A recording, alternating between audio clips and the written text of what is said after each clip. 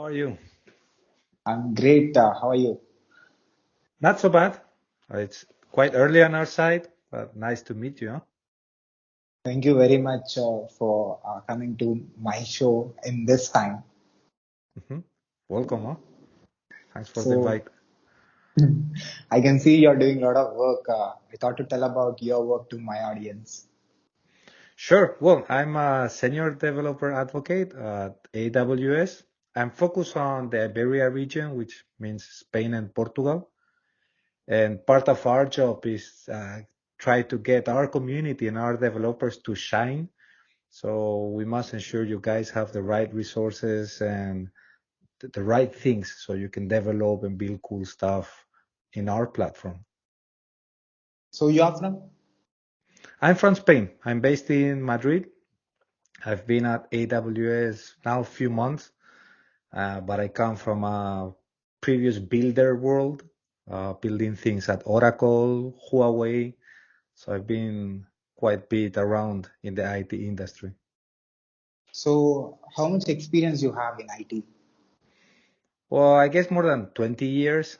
I started early in 2000 working. So I've been in almost a lot of positions from network engineer. I come from infrastructure. I was a telecom engineer. And I usually say that uh, I've been growing by failure. No, so every time I messed things up and I had to learn something new, that has been like the driver that has been changing a bit of my work and my scope over the last few years. So what technologies you have learned in this 20 years? Wow, man.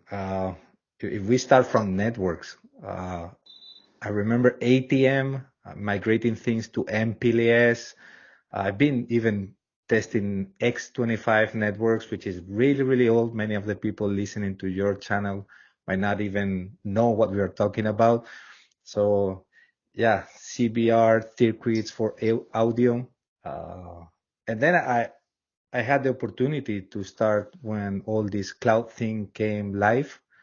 So back in 2010, I was part of the cloud team at Computer Science Corporation. So we started deploying cloud regions all over EMEA, and we found ourselves battling against AWS in the Magic Quadrant. We were by 2013, I think, the leaders on the infrastructure section. So I've been evolving from purely networks up to virtualization, storage, compute, and all the things that comes now wrap as what we call cloud computing. So what is your role? What is your responsibility as a senior developer advocate? Well, we aim to build cool stuff that can excite you. We try to motivate people that wants to use our platform by creating demos and things that you might find interesting. That we try to solve problems that people has out there. So it's a bit of and also how we engage with you more. No, it's we build programs on how we can increase your know-how in my platform. So that's a bit of the day-to-day job, no? My kid says that I get paid for playing. So we're always playing with IoT devices, robots, and stuff connected to the cloud. So it's a fun work And what you like in doing this? that I do what I like. Uh, I've been fortunate enough that I've been always doing what I think is the right thing for the company and for the people I work with. And when you like what you do, you don't even bother on, you don't even mind of taking hours just doing and building things, right? And can you give some examples that you do? Well, few years ago, couple of years ago, we found that some companies had some problems with their data center operations. Uh, Usually, the operations is done by external companies. You outsource the maintenance of some of the equipment that you have there. And we found that some CISO, some security officers in these large companies were like, I don't want people to get all the know-how of my data center. So we create a solution using augmented reality that we were locating people. When you come into the data center, we will tell you where you need to operate, so you don't have any information of the facilities. And we drive and navigate using drones, or, well, you might have seen this Boston Dynamics, the Spot robot.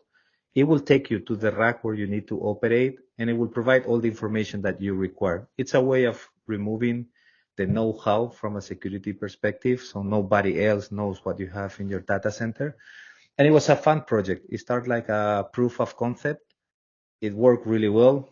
Uh, we broke few drones in the data center, testing on how to navigate and position the drone. Because at the end, when you see a data center, all the aisles and the rows are the same. So you need to put elements inside the data center so the drone can recognize and know in which area is right now flying over. And it took some time to to get it in the right spot. So these kind of things. So you work more on infrastructure side or development side?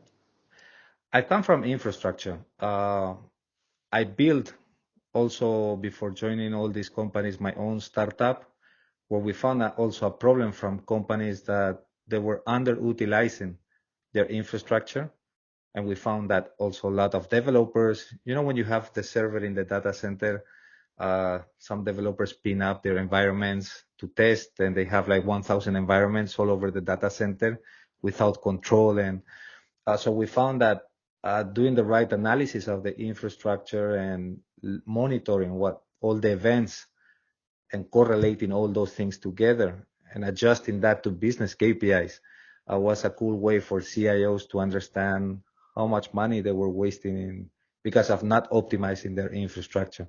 So we developed a monitoring framework using open source tools, Elastic, and all the suite around that, to build this kind of monitoring thing that we could aim to minimize and optimize infrastructure there. Is it important for you in your role to know how development is done? Oh, for sure. Because at the end, what you ensure is that you provide the right infrastructure for people to build on top their applications. And you need to build, for example, your pipelines, your CI/CD, how you put all the workflow and the orchestration in place to really speed up the development of new apps or services. So we are like the guys ensuring that all that is set the right way for developers to really make it easy to just focus on what you guys need to do, that it's a code, and build your applications on top. So what is typical, what is tough on doing AWS infrastructure? What is tough? I guess that, well, it's not tough. The thing is that you have so many services to choose over that you really need to have a clear view of what you want to use. Uh, Mostly you see like we have like 200 services available, but when you look down, probably you will just need 15, 20 services to really do your work. And then you can experiment with other services. When I started on this job, you had EC2, S3. I'm pushing more on the Graviton side, which I think is more the sustainable architectures that will lead the way we build applications in the future. But you start tackling which service, trying to learn, diving and seeing if it fits on what you guys want to build. So it's a bit of being curious and learning every day a new service. Huh? So your responsibility, I mean, your job is to help developers understand how things work. Yeah, we got many people, and I used to mentor people from the community. They come and say, "Gee, I'm trying to build this kind of application, or I want to build this service." So we sit together, we brainstorm. This is how I think would fit better going down this path using CloudFormation to automatically provision things. Use this kind of managed service so you avoid of deploying and keeping. It's like when you build CI/CD pipelines with Jenkins, no? That if I have 100 microservices, I probably have 100 plugins there that I need to keep and maintain. I always say, why you pay someone to maintain a plugin when I would like to pay someone for building a service rather than the tool that will enable you build those things, no? So Our job is to be a bit of advisors for people that is trying to build things there, help them on the side, review. For example, I get people that sends over their blogs. I want to talk about this technology. We go over and okay, here is a misconception, or hey, here is a report that you would like to look at, or what other people has been doing, just to set the right scope so you have a 360 view of the whole things, no? Because I guess that's one of the problems we used to have when we build things, that you are focused on your area and you sometimes lose the track of what's happening around. So if we are able to provide you the whole picture, you can decide what's the best option to build something. So, being in technology for 20 plus years, how this experience working in IT and understanding technology services and Mhm. products, how that affected you personally as a person, in your personality, in your behavior, in your thinking process? Well, I guess it's a continuous learning curve. So if you become the subject matter expert of something, probably in 2 years you're not anymore the subject matter, because technology is moving really, really fast. So it's a world that you need to keep out of your comfort zone. So you keep diving on new things, being curious. Now we have all these things around artificial intelligence, chat GPT, generative AI. I think those kind of things are really good to implement in the infrastructure when we apply machine learning and AI for network bandwidth, throughput, scaling, and things like that. How it affects personally, my wife says that my hobby is my job. So I guess that it comes with your DNA, no? Probably if you like to do something else, I will always push and do what you really want to do. Uh, and I guess with the kids, for example, my wife says I'm turning my kids into IT monsters because I show them how to program, how to run things on Roblox, Minecraft, how they can build their own worlds and their own stuff. But I think it's a tool. At the end, it's a technology. It's a tool of trying to live a better world than what we had previously, and try to make something for good. That's the way I see it. And what is that mindset or those qualities that you have that helped you to adapt to the new things that are happening in the technology industry? For qualities, I think it's perseverance. No, I think that uh, you will fail many, many, many times. If you find someone that says, I've been successful in my career without failing, they are totally lying. Uh, Failure is part of the process of learning, and you shouldn't have any kind of ego. It's, guys, what you are doing, it needs to be cross different industry, line of business, teams.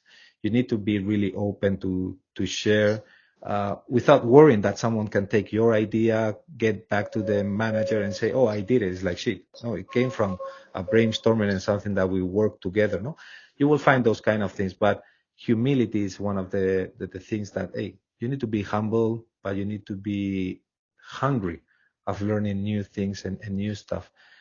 And I always say that you can be very knowledgeable, you can be a great guy there, but if you don't have patience for what you do, that will not be exponential. When you have patience and you have the knowledge and the willing to learn, that's like a rocket. People really becomes awesome stars in the industry. And what is the biggest failure that you experienced and how you managed it? Well, I have many. I even have a session where I talk about how being success by failing. I remember when I started back in the years in a network operator, Telefonica is one of the largest one. Uh, I had like 20 different PuTTY sessions open, the terminal on SSH connections, and I messed it up. I jumped to the wrong interface and I unlocked a whole site for 3 days. And the problem was that that was connected to in the police department on the jail. They were waiting to receive a fax to see what happened with someone that they caught doing something wrong, no? And if they didn't receive that fax, they had to pull this guy out free. Unfortunately, it took more than the 48 hours. It took us more than 72 hours to recover the site. So this guy went out of jail, and it was like, shit, that's a big failure on my side. But rather than you feel bad, at least the next 2 days, it's like, guys, how I did this, how I messed up this whole thing. But then you find it's like, okay, you cannot go down the same error twice. So you need to learn. And there's where I learned how to do scripting. And then with the years, for example, when I was in the cloud, we were deploying a bank account and I messed up the environments. I had, again, many windows open and I had a script that removed the whole configuration, all the resources from the account. And I did it in production. And it was like, whoa, I think it took us like 5 hours to recover the whole thing. It was not a big thing, but customer was like, what the heck happened? And I had to go with a root cause analysis that, hey, I'm a dummy guy. I mess it up. Here is the timestamp, everything clear on what happened, countermeasures, how we're going to ensure this is not going to happen. Let's automate the whole thing. That's where I learned how to automate and orchestrate and build pipelines and stuff like that. But even building pipelines, there was a way of updating the dependency and the library package of an application. And we went with a latest version that didn't went over all the checks, and suddenly it disrupted the whole application because there were problems between versions on the multiple services. So there's continuous things that it's like, wow. So I guess that failing is part of the job. It's how you take it or how you ensure that you don't get twice on the same rock is what makes a good engineer from someone that just repeats the same thing, right? And is there any particular way or style that that helps anybody to reduce the mistakes that they are doing? Well, I guess that picking projects that nobody wants to pick, uh, that's many people tells me, no, when I was designing network infrastructure for large data centers, I used to travel to countries that nobody wanted to go because it was danger or it was in the middle of nowhere. And you find yourself in situations that sounds like a nightmare. But just being able to resolve those kind of things makes you learn. You get the lessons learned of the whole thing. So I guess it's just about taking projects and projects and doing stuff and trying to always do it the best way you can do. There will always be failures or things that didn't work as expected. You need to understand why it didn't work and how you're going to remediate that or to make sure that this will never happen again. You worked more on infrastructure side. You know how things work in the Mhm. hardware side. So, have you experienced natural calamities, natural disasters, and how you handled it? Well, yeah, I think I told this in a couple of podcasts. It was back 2008, and there was a submarine cable cut in Alexandria in Egypt that cut the whole north of Africa. The funny thing is I was on holidays, and well, my previous manager, he sent me to change some core devices in a customer in Spain. I had to travel even being on holidays, and I found myself flying to Krakow, to Poland, to do something else to another customer. My wife was at home on holidays waiting for his husband to come back. And I remember reaching back home and getting the call from my manager, and I was like, oh, he will ask how it went in Krakow when he didn't even tell me I was flying to Krakow. And he came and said, oh, we have a problem with North Africa.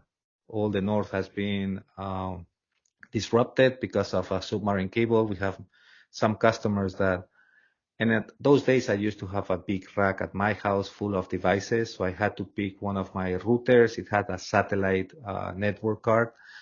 I put it under my arms. I rent a car. I cross on ferry from Spain to north of Africa. And we found that the point of presence of Maroc Telecom, that was the largest operator, they only had one. So everything was disrupted. And we find ourselves troubleshooting customers, getting to what they call the free zone. That is an area that I think it's free zone because they don't pay taxes there, but it's really controlled by militaries. The equipment you pull in and you get out. So we had to hide this router in the car between the seats so they couldn't find it. And I spent like 15 hours to ensure that this customer was getting out via satellite.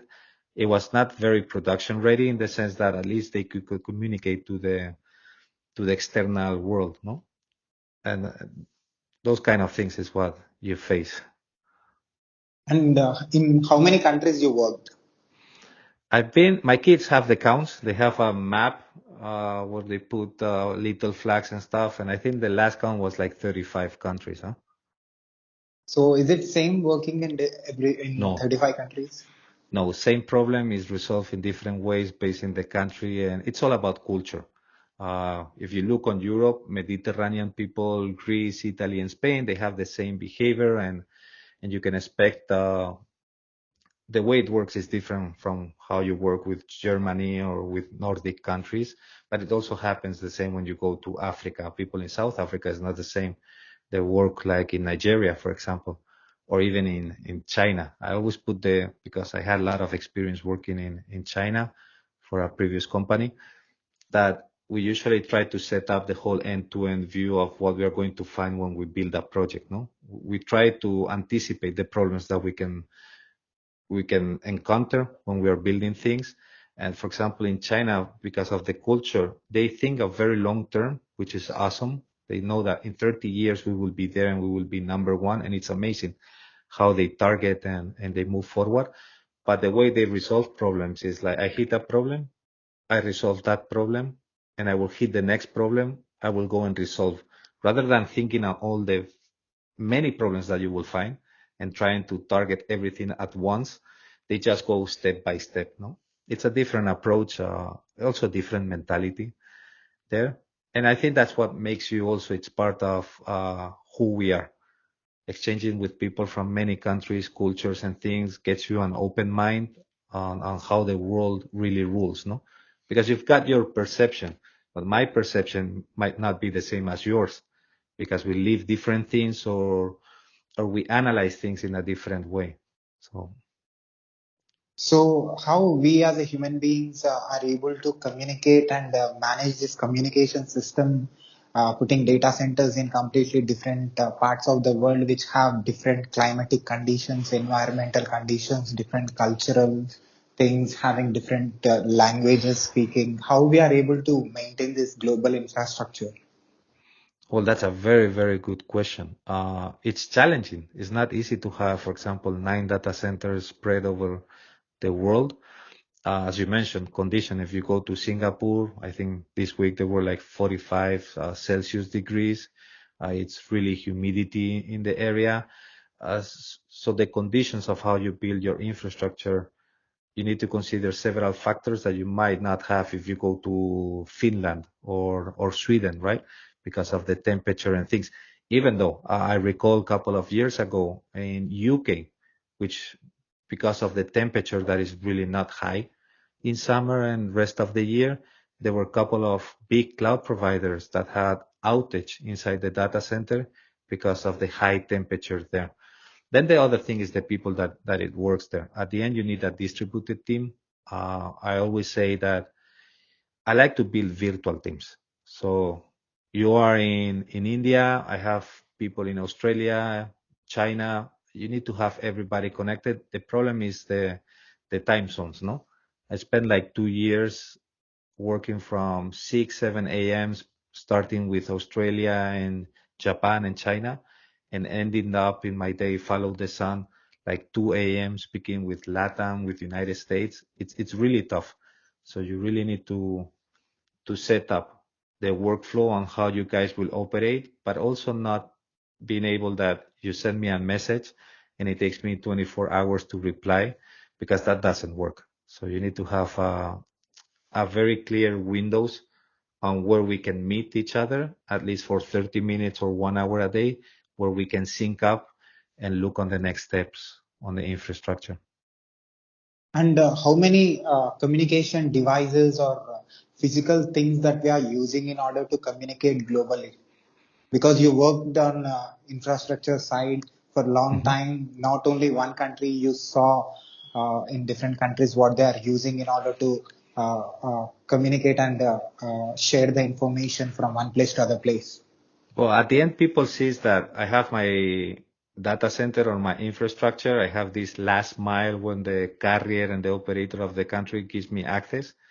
So I might have my racks with my network switches and my routers that connects to the service provider.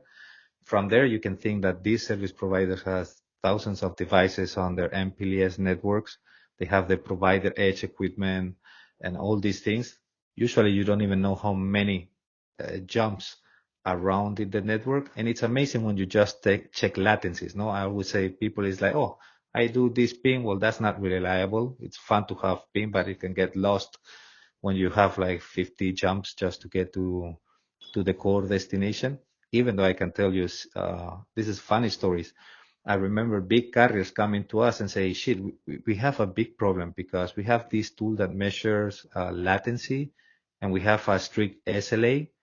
So we are spending a lot of money paying back customers because the latency always shows that it's higher than what we put in the contract. And when we start analyzing was that their core MPLS network was so messed up that they were getting that, and the solution was, oh, you need to, rather than centralize this application, you need to decentralize and pull it closer to the customer. So we build in little technical rooms that they used to have this large operator, the application really close to the customer. So when you were testing the latency, it was under SLAs. So now you don't have to pay, but it was a problem on how they build the infrastructure. And at the end, think, once you build something, there's new technology coming. How I can introduce this new technology in my infrastructure without disrupting the service. So it's not an easy thing. And as technology evolves, you will see more and more that we need to adapt. I like to say that we should build things like plug and play. There's something new, just disconnect, plug, and it should work. But that's not the common use case. And you always find that you end up with an spaghetti incident. No, many cables, things that work, this whole thing is coming there. You lose the know-how because someone that was operating your infrastructure for X years now left the company or got retired, and there has not been any transfer of that knowledge. You find many, many things there. I think it would be fun to see some books around, some comics around infrastructure nightmares of the multiple things you can find when you are deploying or trying to operate and maintain infrastructure. And you are the evidence for the evolution of the technology and advancement. Sorry? You are the evidence for the Oh, evolution well, of the technology advancement. I've been in many. I've seen technology grow. I feel you start feeling old when you see your kids playing on PlayStation 5 with some games that is like shit. I came with arcade games. I was one of the guys that started with Pong. That was just two bars and a little ball across the screen. So it's amazing when you look back that internet has been there over the last 30 years and how much we've already achieved from a technology perspective. And it's just the beginning.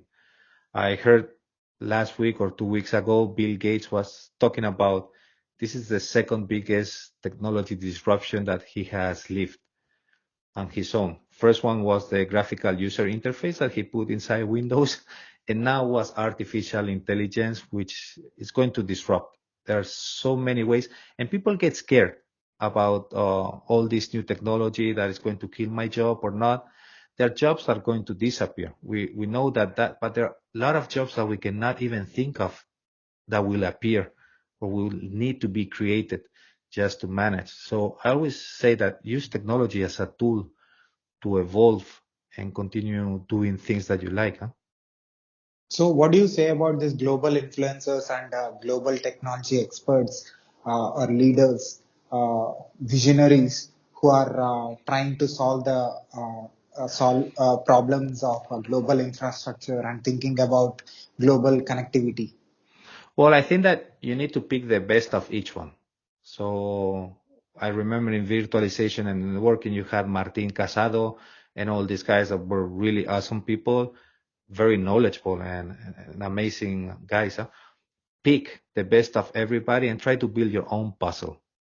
I like to hear your views, for example, but I always listen to people that might think different from you. I like to have the whole picture so I can go and take the decision based on what's happening there, no, and plan based on that thing. If you just trust in a single guy and say, oh, whatever Bill says or whatever Steve Jobs was saying in the old days, I will take it as a mantra. No, everybody gets wrong at some point. We all make mistakes in life, no? Just hear and think that, oh, that that makes sense. And the way they're approaching this, I think that's the right thing. And you go and test it and you work on that. That's what I would tell people, no? You should have people you follow that you think are cool guys because there's a lot of rising stars out there also. But take your own path. Don't try to be someone else. Huh? So these 200 services are using different hardware resources. Mm-hmm. So how humans are thinking about the hardware thing when it comes to solve the software problems?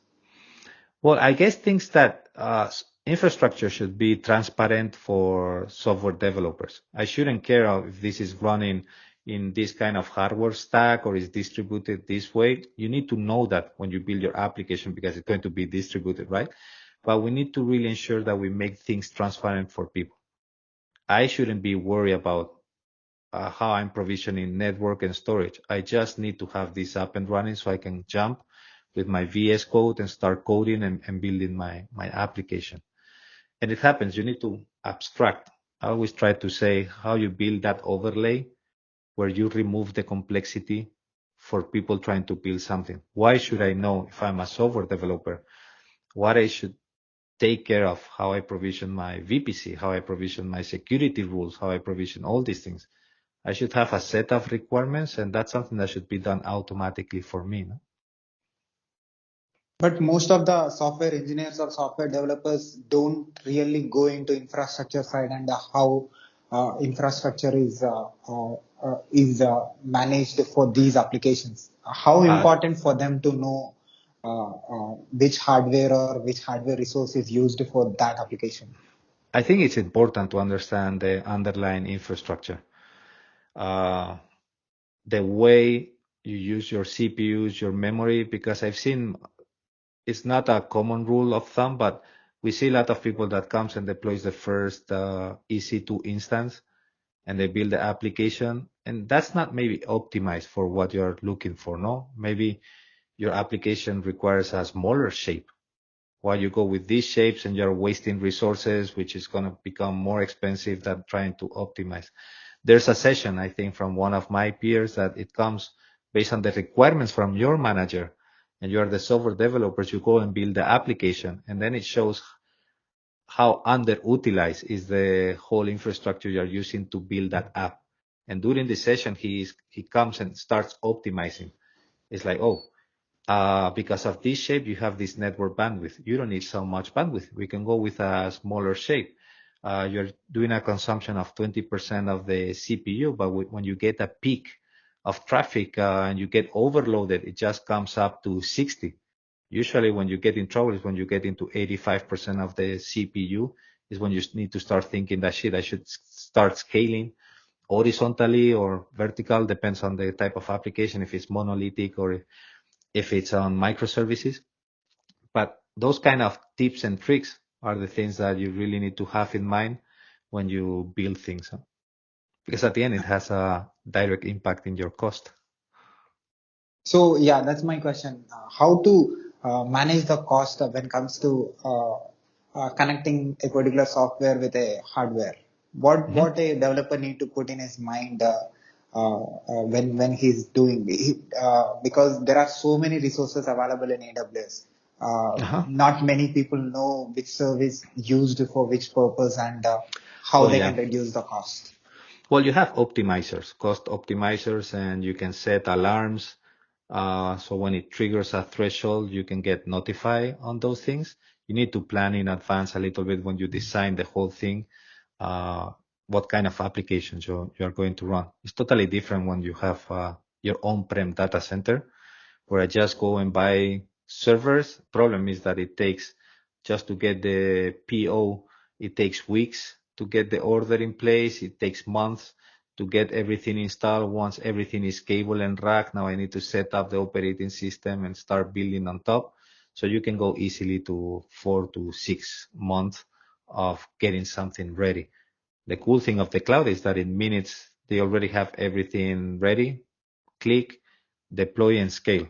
But you need to set the guidelines of how you want to run this application. And for that, cloud providers usually give a lot of tools to ensure that you can stay safe on the things that you can deploy or not there. And you also help a lot of developers through the community. What are the core things that you teach them? Wow, that's a good question. I think I share my crazy life and the crazy things we do, trying to inspire people. But usually they come with problems. No, it's like, I'm facing this issue, how we can solve it. Whiteboarding is the solution here.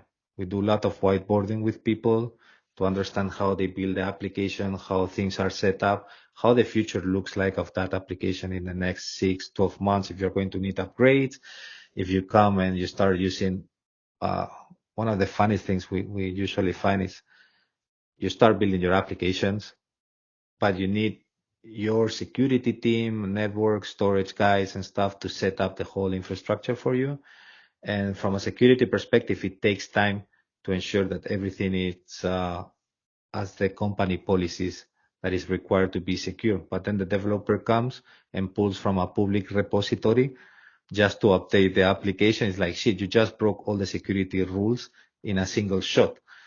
So the way you trade off things, we try to make people aware of those kind of things. It's like, hey, it's not the same developing on your own in your laptop or going to the cloud and having your own account than when you get into a more enterprise level that you need to follow the rules, set the guidelines. These are the kind of things that you may be facing. For example, the speed required from a developer sometimes crash with the speed of the corporate architecture team.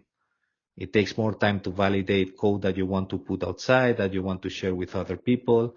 It can take months to be there. And the developer wants to have things in minutes, hours probably, right?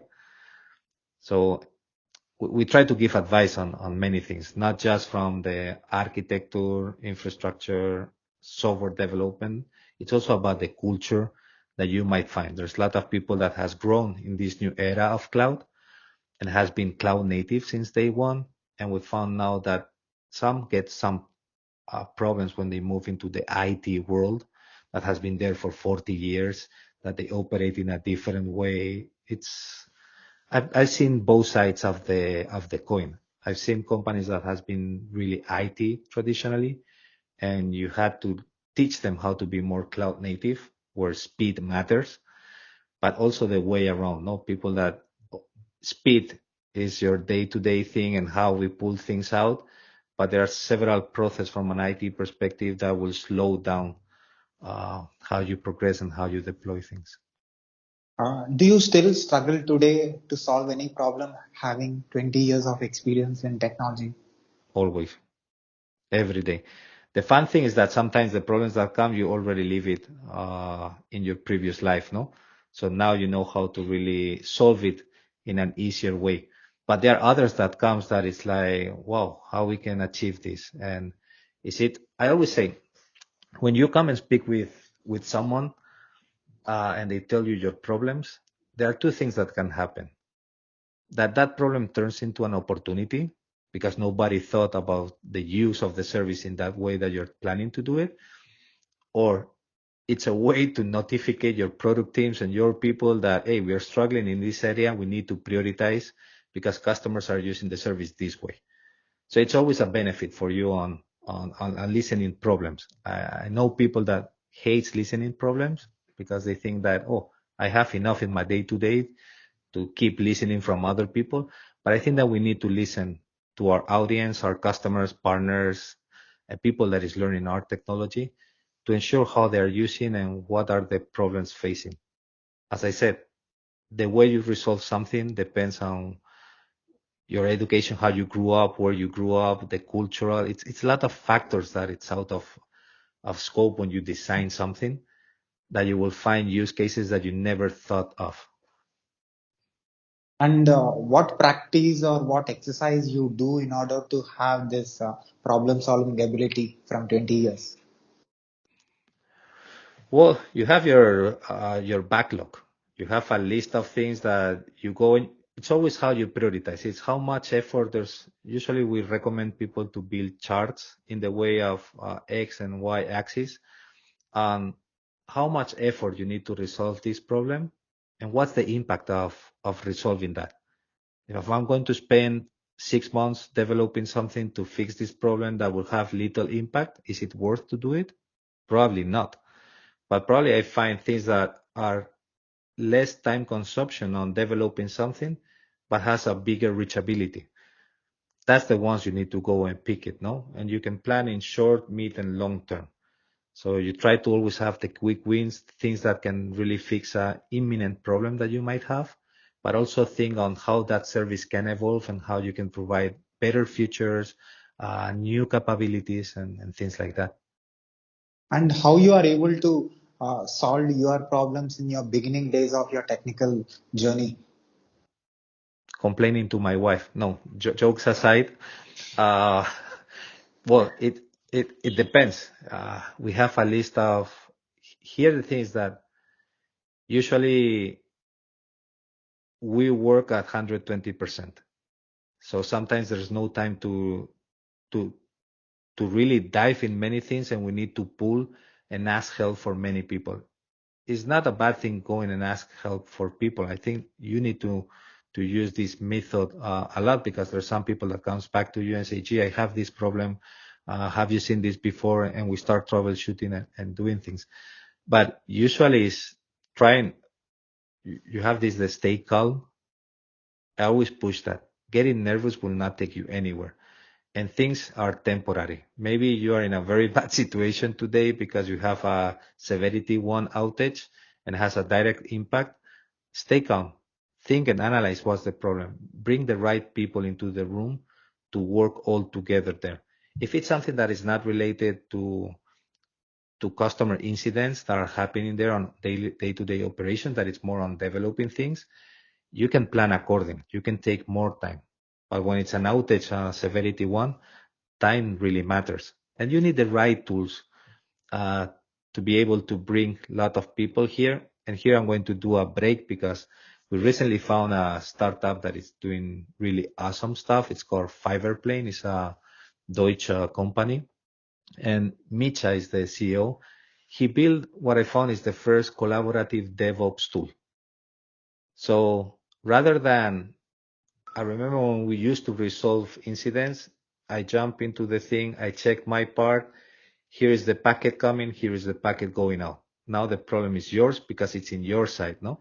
And rather than making it sequential, that one is checking, now with this kind of tools, you can bring a lot of people together. You can query your monitoring platforms in real time, and you can have it in a single notebook where everybody's looking, people is debugging, others are troubleshooting. You can set the to-do list.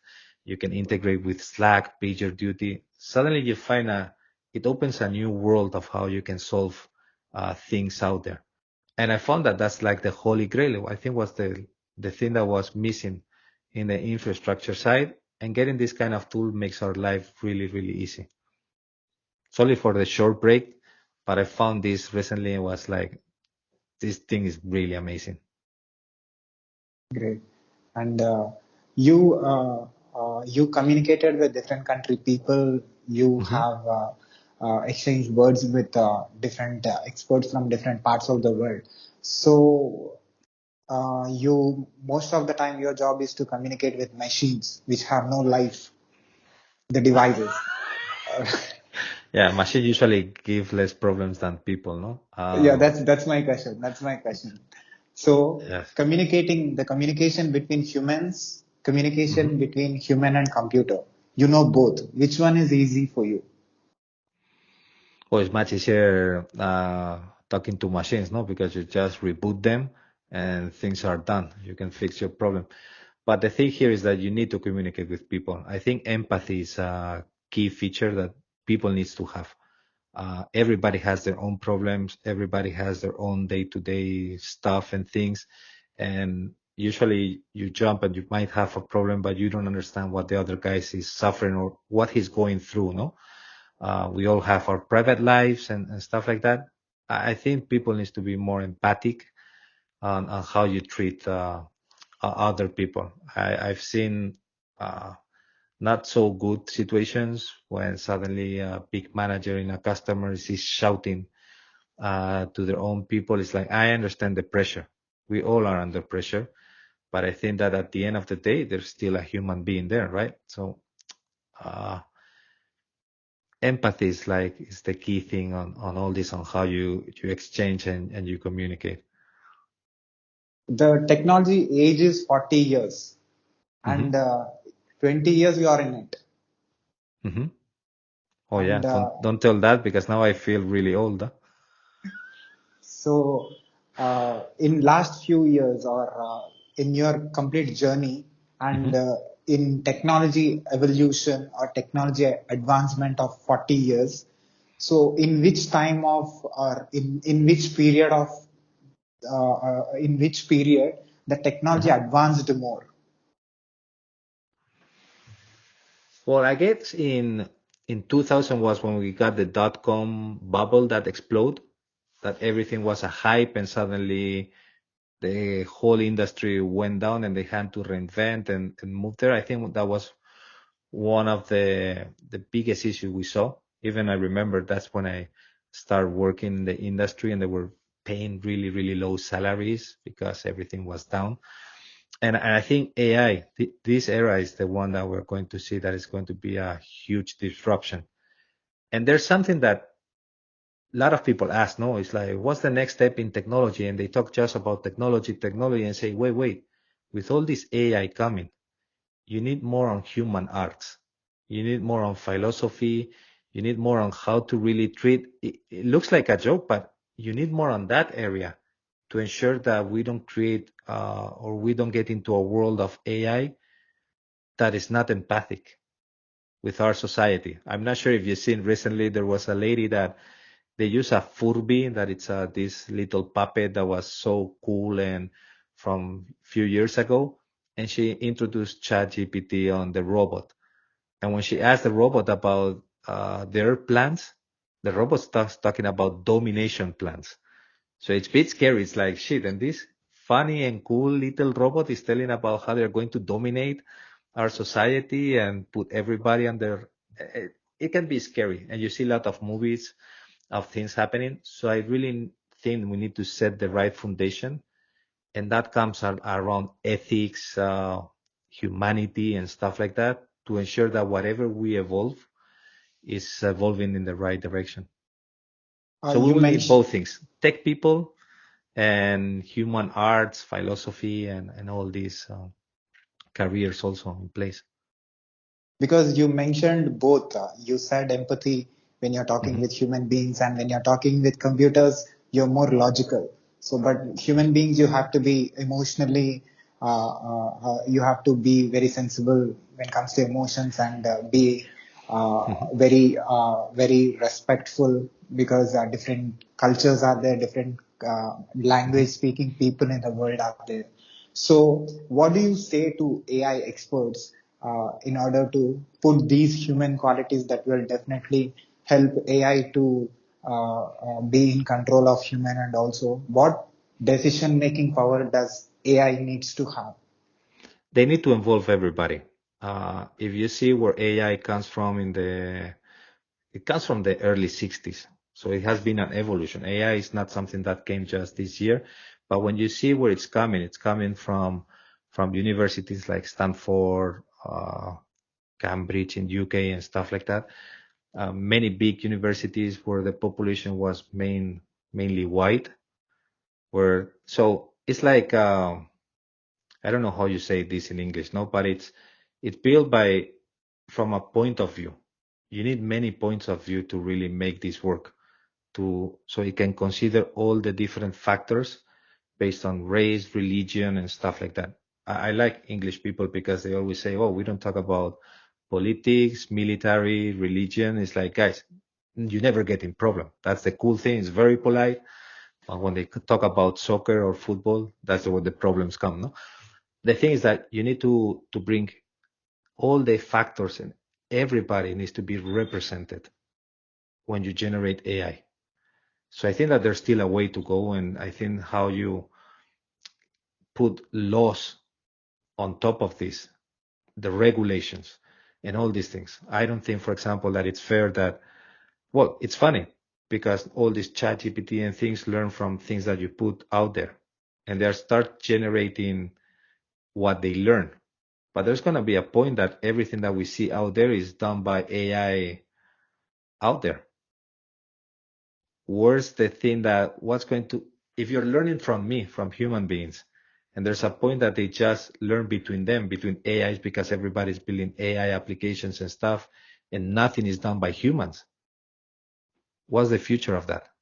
What's the next step and what we are going to see out there? The worst case is what people say is about domination and the whole thing, which is a fun thing to think, but it can be scary. But I think that the reality is different. It's like if everything is built by AI, there's no space for humans on. So how you control that part, how you make that trade-off, and how you balance between this kind of technology and society. And I forgot the question. That was important question. What you mentioned about the technology on how it impacts on the thing, right? Yeah. One question. Yeah. Do any software need to have hardware? Is it important? Oh yes, it's like the joke of serverless, no? It's like, oh, it's serverless, no? It runs in an infrastructure. The thing is that you get charged just by the thread of the moment that you're executing something. Everything is based on hardware. You will not get rid of the infrastructure. I don't see this coming like those connecting your mental thoughts between and creating a mesh networks of brains. That's very futurist, and I don't think we're going to reach that point, no? Maybe it's that what Elon Musk is trying to do. And we as a technologist, we humans as technologists have improved the communication system between countries Mhm. using data centers, putting in different parts of the world, even in under the ocean, and also thinking about to put in the space. So when you are Well, going to work in other parts of the universe. well, you are young for this, but in the old days we had this Nokia 33 device that you just can send SMS message, and then it came. I always say bigger screens, bigger distraction. When we just have those mobiles and you couldn't do many things. Now you have a lot of information that you are receiving in 24 hours that you need. The trick here is how you really summarize and pick the most important things of all the data points that you're receiving in your day to day. But looking on what's going to happen, you talk about Mars, now Jupiter, they're doing research. There's another company that I like a lot that is called Titan Labs. They're doing nano labs in space. So the thing here is how I remove any Earth factor, atmosphere and stuff, and how I can execute my code free of any factor that is related to Earth. And when you think in the future, once we get into Mars and stuff like that, how we're going to assemble devices there, how we're going to communicate via satellite to antennas that we have in Mars. Communication protocols will be different. How you assemble things in outer space will probably be different on the way you do it nowadays. So we will see that might be the third big revolution happening that you change everything, how the system communicate, how you build, how you assemble, and how you prepare society to live in outer countries. But for good or bad, I don't think I will see that coming soon. So But one maybe next generations will be able to see this happening. one last question Mhm. is. Are we slow still as a technologist or as a human beings in thinking wise? we are still not able to find that technology or that logic with which we humans as having technology with which we can travel with light speed. Well, I think we don't have the technology yet to solve some of the main questions we have out there. And I'll say the example of the physical course on space. So university, I think was Oxford or Cambridge in UK. They demonstrate the theory of quarks that outer space you have physical cores, but we never found one of those. So when we try to go between one country and another, it's like the straight line, and it take a billion of light years to just reach to that point. But probably there's a curve that makes that path easier and shorter, but we haven't had the technology out there. Think, for example, and this is what I tell my kids. Our eye takes 60 frames per second, 40. And then if you increase how many frames per second if we could modify our eyes, you will start seeing things that you never saw because that's the perception. So today we understand the world based on what we have. If we are able to improve and modify, we will start finding new things. With this new Webb telescope, you see the same pictures it took from Hubble and other telescopes in the 20 years ago and stuff like that. And the resolution is amazing. Now they're discovering that there are more stars, galaxies, and stuff that what they thought at the beginning. So I guess that's part of the evolution cycle. And as a technologist, as a person who is into Amazon Web Services, one of the biggest and the largest company in the world, what is your observation about my work and also your experience in this conversation? Well, it's nice to get people like you creating these podcasts and channels to expose what other people is thinking. I wouldn't tie this to a specific company because most of the topics are worldwide and not related to something specific. But I really enjoy having guys like you that are showing or are rising stars, uh, pushing things to get people connected and knowing each other and getting in touch. I think that work it's really really good. I connected with more than 100 country people, Hmm. have communicated, tried to put their life experiences or asked some questions from their Uh-huh. experiences, tried to know how they experience, how they solve problems, not only from technology, from hospitality, from police Oh yes. department, they can be authors, they can be filmmakers. From people from NASA also came. Also, people who worked with Bill Gates and Steve Jobs came to my show. And Uh-huh. me talking with experts like this, asking questions, getting answers, how this experience is going to helpful for me if I come and work in IT in coming days. Oh, I guess it would be helpful. To be honest, people doesn't learn in someone else's head. So I can tell you my experience and my failures and where you can go or not, but till you don't experience this yourself, I always say you need to have hands-on. If you get the opportunity of, oh, I want to learn, in my case, it was infrastructure and I got the opportunity to learn Cisco, for example, virtually, just remotely connect to your terminal and do things, or physically. Go to a site, you have the rack, you place. I chose going physically. Uh, People retains better and learns better when they touch and they have first-hand experience on building things there, rather than, oh, I heard from someone else that using this library is the way to go. Yeah, but you need to use it, test it, you will find problems, you will need to debug, you will need to put things in production. So all the information you get is awesome, and I guess helps you to build that picture of how the world works and where you want to be. But now you need to build your own path and you need to create of your own experience of working in large projects and and just building your own career. Huh? But I find Thank it you. amazing. Yeah, it's really cool. Thank you very much. It means a lot to me, your observation and your explanation. Definitely, it helps me a lot. And can I put Uh-huh. this video on my YouTube channel with your permission? Yeah, I hope nobody kills me because of all what we talk, because there are many topics related to life, science, futurist things, and things like that. Yeah, but feel free. Huh? And also, can I put this audio and video clip on my podcast website, Hmm. internet, social media, everywhere with your permission?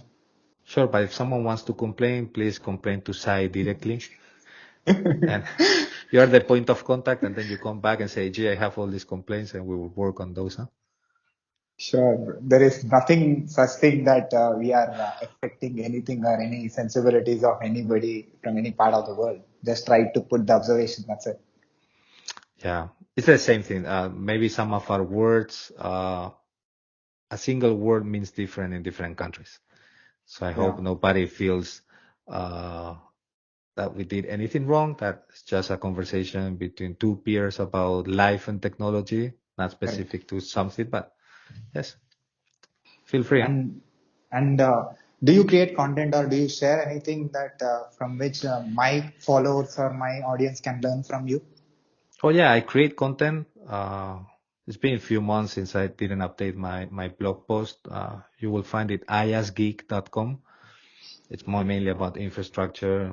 We play with ChatGPT and doing some stuff. I need to take it back. But now I find that I've been always doing things in English, and I find that there's a necessity on the Latam and Spanish communities to have more content in Spanish.